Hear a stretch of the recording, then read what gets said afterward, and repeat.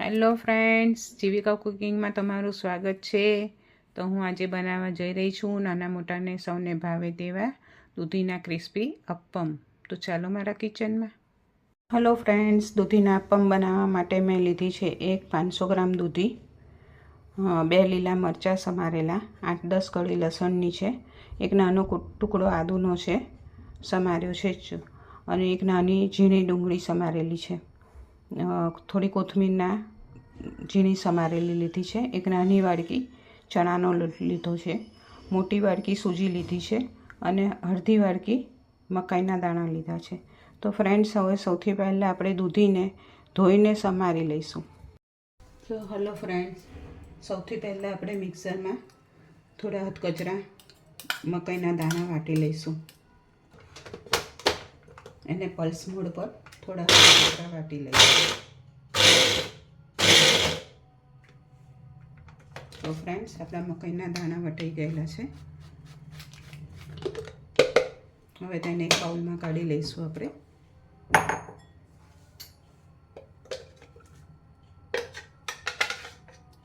હવે તે જ બાઉલમાં આપણે દૂધી ગ્રાઇન્ડ કરી લઈશું. તેમાં લીલા મરચાં, આદું અને લસણની કળીઓ જે આપણે લીધેલું તે આપણે ગ્રાઇન્ડ કરી લઈશું.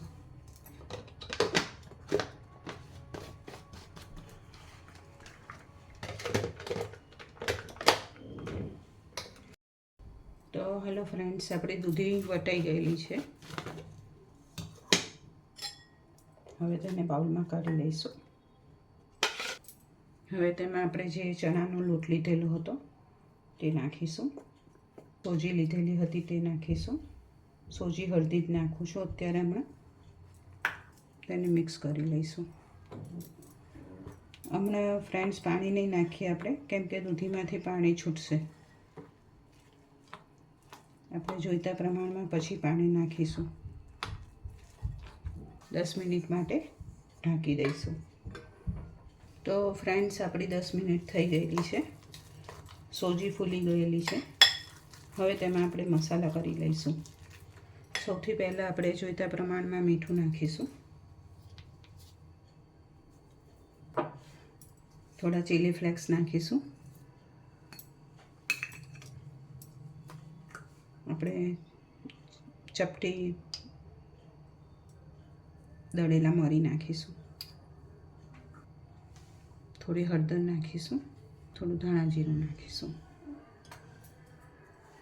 હવે તેને થોડું પાણી ઉમેરીને મિક્સ કરીશું.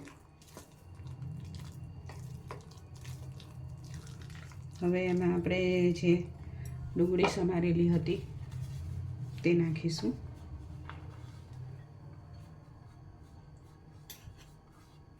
અને લીલા ધાણા નાખી દઈશું.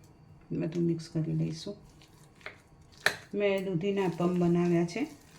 તમે એકલા મકાઈના પણ અપ્પમ બનાવી શકો છો. તેનો આ જ રીતે મસાલો કરવાનો છે. તો ફ્રેન્ડ્સ, આપણું અપ્પમનું બેટર તૈયાર છે. તો ફ્રેન્ડ્સ, આપણે અપ્પમ બનાવવા માટે થોડો ઈનોની જરૂર પડશે. તો એના માટે મેં 1 ચમચી ઈનો લીધો છે નાની. એને એક્ટિવેટ કરવા માટે થોડું પાણી નાખીશું અને હલાવી લઈશું. તો ફ્રેન્ડ્સ, મેં અપ્પમ માટેની ડીશ લીધેલી છે. જે અપ્પમની આવે તે તેલથી ગ્રીસ કરી લઈશું. ગેસ ચાલુ કરીશું.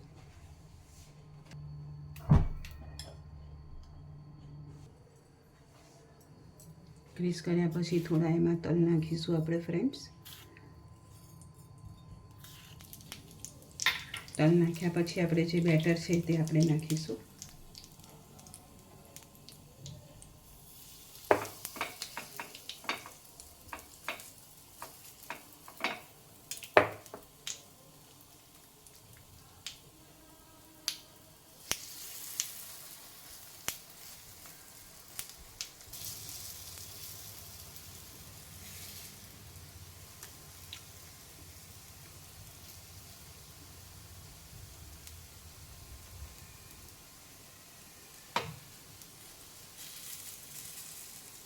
તો ફ્રેન્ડ્સ, મેં અપમ મૂકી દીધેલા છે. હવે તેમાં આપણે થોડું તેલ નાખીશું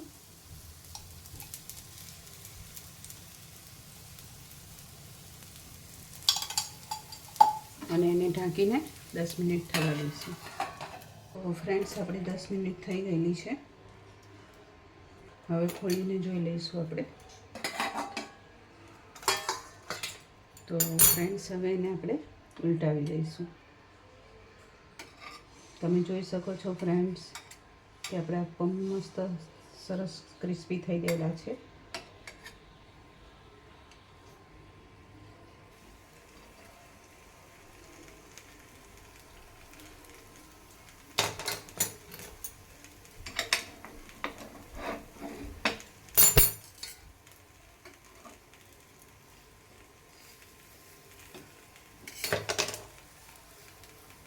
તો ફ્રેન્ડ્સ, મેં બધા ઉલટાવી દીધેલા છે.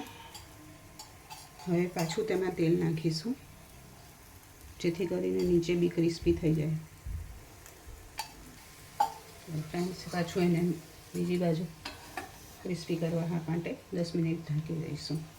ફ્રેન્ડ્સ, બીજી બાજુ બી આપણે જોઈ લઈએ. આપણે 10 મિનિટ થઈ ગઈ છે.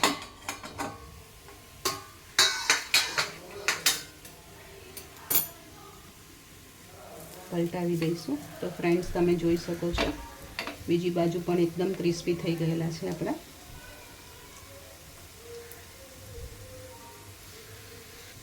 હવે તેને કાઢી લઈશું આપણે.